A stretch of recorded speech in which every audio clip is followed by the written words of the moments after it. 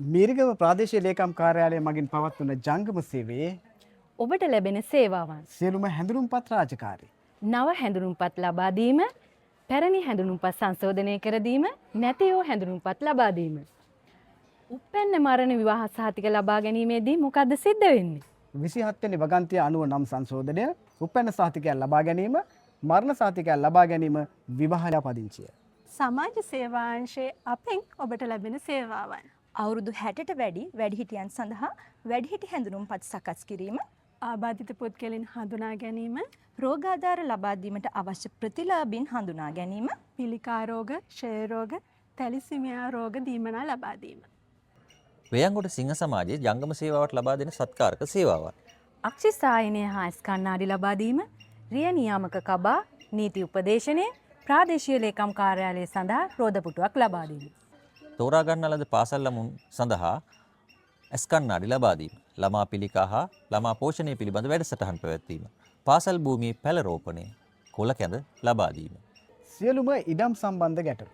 දීමනා පත්‍ර ගැටලු, බදු සම්බන්ධ ගැටලු, ඉඩම් සම්බන්ධ ගැටලු निराකරණය කිරීම. ව්‍යවසායකත්ව හා කුඩා ව්‍යාපාර සංවර්ධන අංශයෙන් ඔබට ලබාගත හැකි සේවාවන්.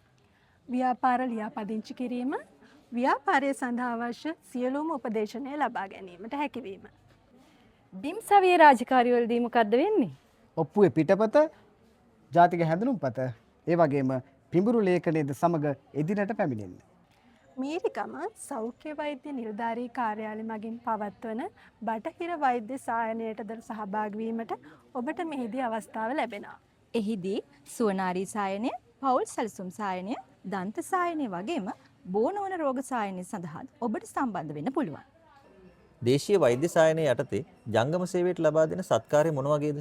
සන්ධි රෝග සඳහා ප්‍රතිකාරය, සර්වාංග රෝග සඳහා ප්‍රතිකාරය, හඳහන් පරීක්ෂාව, ඒ වගේම උදැල්ලේ වෙදකමින් ප්‍රතිකාර කරනවා. මේ ඔක්කොම ජංගම සේවයේදී ඔබට ලබාගත හැකියි. සමෘද්ධි අංශයෙන් ජංගම සේවයේදී මොන වගේ සේවයක්ද සිද්ධ වෙන්නේ?